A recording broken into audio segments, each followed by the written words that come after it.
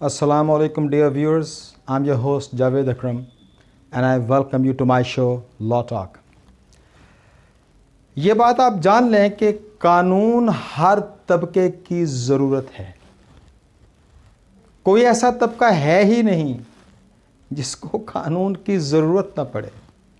That's why my lectures address masses, classes, haves, have-nots, literati, glitterati, conscienti, and globetrotters, etc., etc., etc.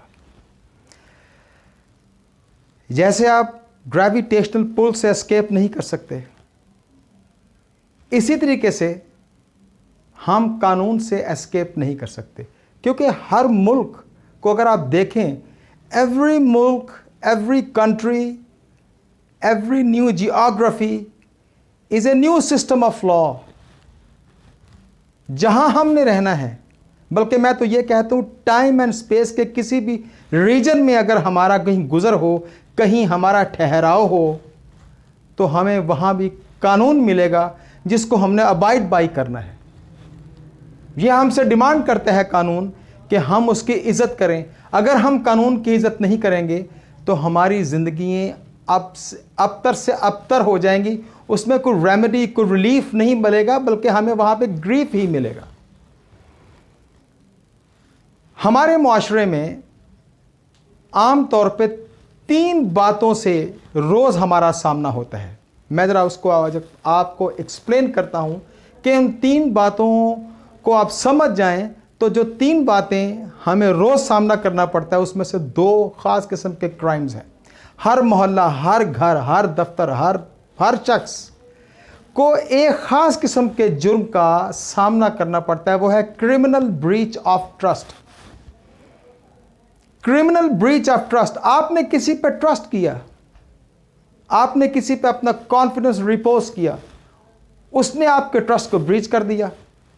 अब जब हमारा trust breach हो जाता है, फिर हम क्या करते हैं? हम लोगों को बीच में डालते हैं, हम पंचायत सिस्टम की तरफ भागते हैं, क्योंकि हमें समझ नहीं है कि इस मामले को लिया कैसे जाए। मैं आपको बताता हूं कि क्रिमिनल ब्रीच ऑफ ट्रस्ट किस शक्ल में हमारे साथ होता है। ये जो हमारा पिनल कोड है, पाकिस्तान पिनल कोड, उसके अंदर जो है 405 सेक्शन है 405, उसमें इसकी एक डिटेल दी हुई है कि क्रिमिनल ब्रीच ऑफ ट्रस्ट क्या होता है। जब मैं आपको बताऊंगा तो शायद आपको भी इस किस्म के जुर्म से वास्ता पड़ चुका हो। क्रिमिनल ब्रीच ऑफ ट्रस्ट ये होता है कि आपने किसी के हवाले कोई प्रॉपर्टी की और आपने कहा कि मेरी इस प्रॉपर्टी को मेरे इस मुआहदे, मेरी इस मंशा के मुताबिक इसका ख्याल रखना, इसको बददियानती से इस्तेमाल ना करना, इसको कहीं इलीगली, अनलॉफुली या अपनी किसी मेलाफाइड इंटेंशन से इसे डिस्पोज ऑफ ना कर देना। अगर किसी शख्स ने ऐसा कुछ किया है तो उसने फिर किया है क्रिमिनल ब्रीच ऑफ ट्रस्ट। या एक शख्स है, एक कराची में रहता है, एक लाहौर में रहता है, दोनों ने कोई मुआहदा कर लिया कि भी कोई मुआहदा कुछ इस किस्म का है। उसने कहा भी तुम मेरे एजेंट हो, मैं यहाँ से बैठ के तुम्हें कोई 10-20 लाख रुपए देता हूँ, तुम मेरी इस रकम को किसी फैक्ट्री में, किसी कंपनी में, किसी कारोबार में इन्वेस्ट कर दो। अब हुआ यूँ कि जब उसने आपकी मंशा के मुताबिक वो पैसा वहाँ इन्वेस्ट नहीं किया तो क्या हुआ? It's a criminal breach of trust. या अगर कोई शख्स है, उसका कोई वेयर हाउस है, उसका कोई वेयर हाउस है, एक दूसरा शख्स है, वो उसने कहा यार मैं तो ज़रा इंग्लैंड जा रहा हूँ, तो ये मेरा कोई फर्नीचर है, अपने लिए इस्तेमाल कर लो 1 साल के लिए। हम एक मुआहदा तय कर लेते हैं कि ये फर्नीचर तुम कितनी मुद्दत के लिए इस्तेमाल करोगे, या मुझे इसके इस्तेमाल करने के पैसे तुम कितने दोगे या कितनी मुद्दत में दोगे। वो एक स्टिपुलेटेड टाइम पीरियड जो है उन्होंने कॉन्ट्रैक्ट में सेट कर लिया, कुछ अपनी और भी टर्म्स प्लस कंडीशंस उन्होंने तय कर ली। जब वो शख्स इंग्लैंड से वापस आया, उसने कहा लाओ मेरा फर्नीचर, तो वो आगे उसने बेच दिया। It's a criminal breach of trust. तो क्रिमिनल ब्रीच ऑफ ट्रस्ट की सेक्शन 406 पीपीसी में सजा लिखी हुई है, दैट इज इम्प्रिजनमेंट। और ये जो इम्प्रिजनमेंट है, it may extend to 7 years और फाइन और बोथ। तो क्रिमिनल ब्रीच ऑफ ट्रस्ट से हमें रोज़ यहाँ वास्ता और पाला पड़ता रहता है। और हमें पता नहीं है कि ये हमारे साथ हो क्या गया। अब जब भी कभी आपके साथ, ये मेरी बात सुनने के बाद कभी आपके साथ आप महसूस करें कि आपके हालात व वाक़यात के अंदर कहीं बददियानती आ गई है, मिसाल के तौर पर किसी मतवफ़ी ने अपनी को विल लिखी, अब विल को जब एक्सिक्यूट करवाया गया तो उस एक्सिक्यूटर ने उस डिसीज्ड की विल को ऐसे एक्सिक्यूट करवाया कि उससे पैदा होने वाले इफ़ेक्ट्स या असरात और समरात को उसने अपनी मंशा के मुताबिक इस्तेमाल किया। जहां उसके फ़वायद जाने थे वहां नहीं जाने दिए, उसमें अंदर कोई उसने डिसऑनेस्टी की, कोई मिस अप्रोप्रिएशन की। It's a criminal breach of trust. तो 406 सेक्शन पीपीसी में इसके लिए इंप्रिजनमेंट है, 7 साल तक जा सकती है, फाइन है, ये दोनों इकट्ठे हैं। तो ये तो बात ख़त्म हो गई। लेकिन अगर आप ये देखें कि अगर आपने क्रिमिनल ब्रीच ऑफ ट्रस्ट अगर आपके साथ वाकई हुआ है, तो मैं आपको मोटे मोटे उसके मेन बेसिक इंग्रेडिएंट्स बता देता हूं। अगर तो वो इंग्रेडिएंट्स ऐसे हैं तो आप एफआईआर कटवाइए। आप लोगों के पास क्यों जाते हैं, सिफारिशें क्यों डलवाते हैं? वकील किस लिए, कोर्ट किस लिए, थाना किस लिए, कानून किस लिए है आपके पास? Please trust your laws, trust your courts, trust your थाना। अब उसके इंग्रेडिएंट्स क्या हैं? सबसे पहले उसका इंग्रेडिएंट है, ये क्रिमिनल ब्रीच ऑफ ट्रस्ट की बात कर रहा हूं, सेक्शन 406 पीपीसी का। सबसे पहले इंट्रस्टमेंट होनी चाहिए, यानी आपने प्रॉपर्टी किसी को दी, फिर जिसको आपने प्रॉपर्टी दी, जिस पे आपने कॉन्फिडेंस रिपोज किया था, वो इस प्रॉपर्टी को डिसऑनेस्टली, इलीगली, अनलॉफुली उसको डिस्पोज ऑफ करे, उसके अंदर बददियानती से कुछ चेंजिंग करे। या फिर तीसरा इंग्रेडिएंट ये है कि जिस शख्स को आपने प्रॉपर्टी जिसके हवाले की, थोड़े अरसे के लिए या किसी टर्म्स एंड कंडीशंस के मुताबिक, चाहे वो कोई कॉन्ट्रैक्ट ही क्यों ना हुआ हो, इसमें प्रॉपर्टी के अलावा कॉन्ट्रैक्ट भी है कि कॉन्ट्रैक्ट, दूसरी पार्टी ने उस कॉन्ट्रैक्ट को ऐसे एक्सिक्यूट करवाया कि ज़्यादा फ़वायद वो अपनी तरफ खींच के ले गया और आपको मनफियत में छोड़ दिया, यह भी क्रिमिनल ब्रीच ऑफ ट्रस्ट है। लिहाजा इलीगल डिस्पोजल या कोई dishonest use of that property या कोई dishonest miss appropriation of that property which is in violation of any law. या चौथा इंग्रेडिएंट क्या है? कोई इलीगल या dishonest miss appropriation, disposal of that property या वो कॉन्ट्रैक्ट, लेकिन कैसे? Which must be in violation of the legal contract. तो ये अगर सारे इंग्रेडिएंट्स आपके हालात व वाक़यात में हैं तो फिर समझ लीजिए, जान लीजिए, it's a criminal breach of trust. इसका आप पर्चा कटवाएं। अच्छा, अब दूसरा तो हो गया ये। अच्छा, एक और शिकायत है हमारे मुआशरे में, ये भी एक जुर्म आम सा हो गया है, अस्तगफिरुल्लाह, कि किसी ने आपको चेक दिया, आप गए बैंक में वो चेक ड्रॉ करवाने, तो वो चेक आगे से डिसऑनर हो गया। जब आपने चेक को प्रेजेंट किया उस बैंकर को एज ए कस्टमर या उनका क्लाइंट जो भी है, जब आपने वो चेक को प्रेजेंट किया, उस चेक के अंदर इनएडिक्वेट फंड्स थे या वो चेक आपके मंशा के मुताबिक कैश ना हुआ, आप उस पर 489F सेक्शन है पीपीसी का, उसके मुताबिक एफआईआर कटवाएं। इस पे एफआईआर कटती है, इसमें भी इंप्रिजनमेंट है जो गालिबन 3 साल तक जा सकती है, उसमें जुर्माना भी है या दोनों इकट्ठे भी हैं। अक्सर मैं लोगों को देखता हूं कि जी मुझे चेक दिया था, तो जब मैं रकम निकलवाने गया तो वो पैसे नहीं थे, फिर वो उसके रिश्तेदारों को, दोस्तों को बीच में, ऐसा मत करें, किसी को बीच में सर जी मत डालें। आप जाएं, पर्चा कटवाएं, आपका पर्चा बनता है। Police is bound to register such kind of FIR 489F PPC section है ये पीपीसी का। FIR काटेगी, अगर पुलिस FIR नहीं काटती तो उसका एक अलग तरीका है। तो ये 2 चीजें हो गई। अच्छा, अब तीसरी एक चीज़ है, हम हर बच्चा जानता है कि FIR कटवानी पड़ती थाने में। अच्छा, अब FIR का मुतालिक मैं जरा आपको बता दूं, ये FIR होती क्या है। सबसे पहली बात यह है कि हमारी क्रिमिनल जो CRPC है, ये याद रखें, एक PPC है और एक CRPC है। PPC के अंदर सेक्शंस लिखे हुए हैं और उन सेक्शंस में उन क्राइम्स की डेफिनेशन लिखी हुई है, उन ऑफेंसेस की डेफिनेशन लिखी हुई है और साथ उनमें उनकी सजाएं लिखी हुई हैं। क्रिमिनल प्रोसीजरल जो हमारा कोड है उसमें वो तरीका है कि अब जब अगर जुर्म हो गया, अब इस जुर्म को पकड़ने के लिए इस पे अमल दरामद कैसे करना है, वो हमारा पूरा एक प्रोसीजर है जो कि क्रिमिनल प्रोसीजर है। ठीक है सर, ये दुनिया में होता है। अच्छा, एफआईआर हमेशा सीआरपीसी में होती, पीपीसी में नहीं होती। आप सेक्शन को छोड़ें कि 154 के तहत एफआईआर काटी जाती है, आप इसकी बारीकियों को छोड़ें। मैं आपको ये बता दूं आपकी कॉमन सेंसेस के लिए कि एफआईआर होती क्या है।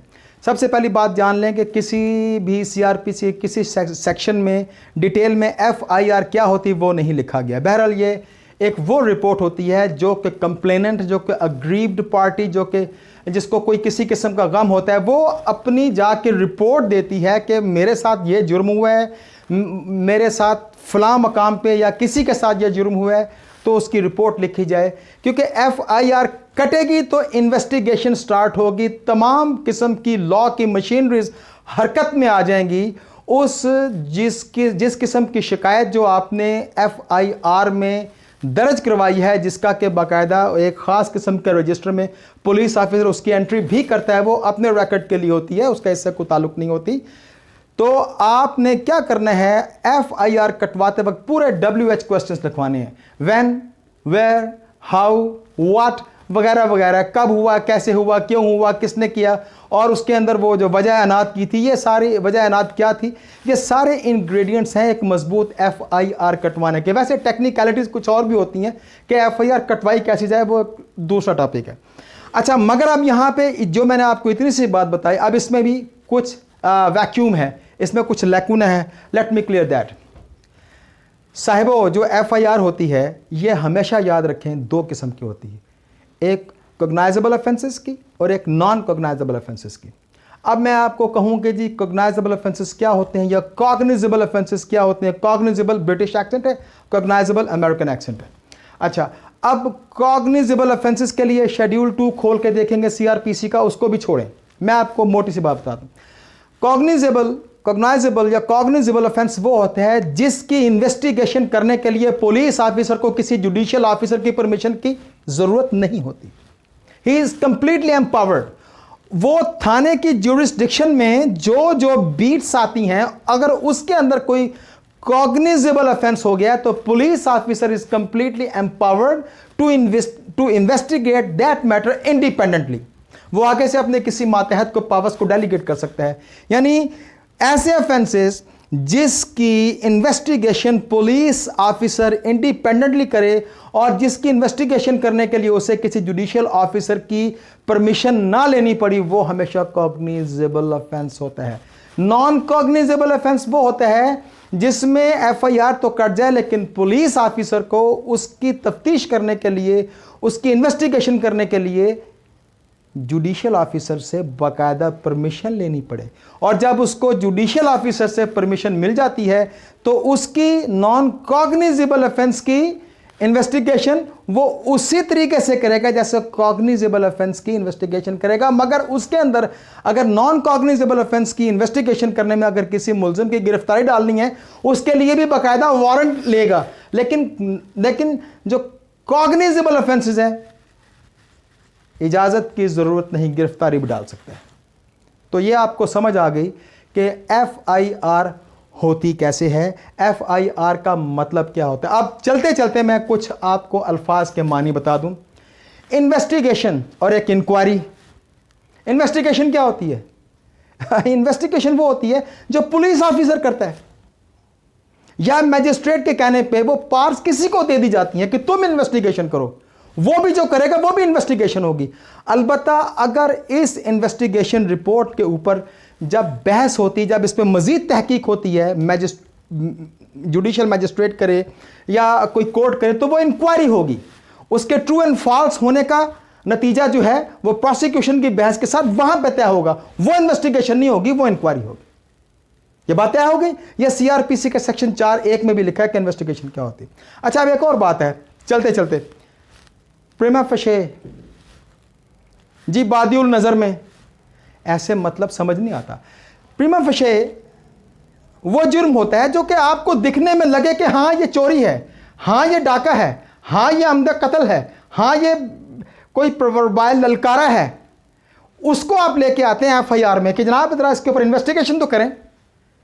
तो इन्वेस्टिगेशन में साबित हो सकता है कि सही भी है या गलत भी है।